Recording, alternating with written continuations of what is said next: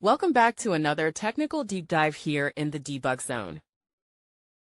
Today, we're tackling a big question and breaking it down with insights from other users. Hopefully, this clears up some misconceptions and helps you get the answer you need. So, buckle up, stay a little curious, and let's jump right in.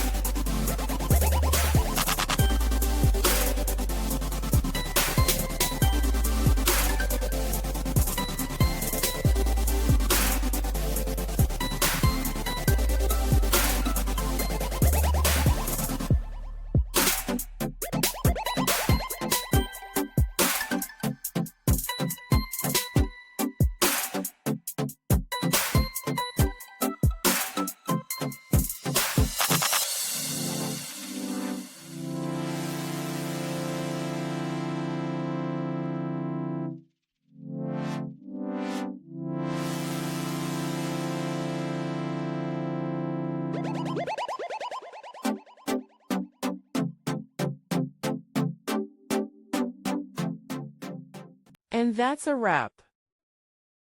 I hope you found the answer you were looking for. If you did, take a second to hit that subscribe button. It really helps out. And let me know in the comments which solution worked best for you.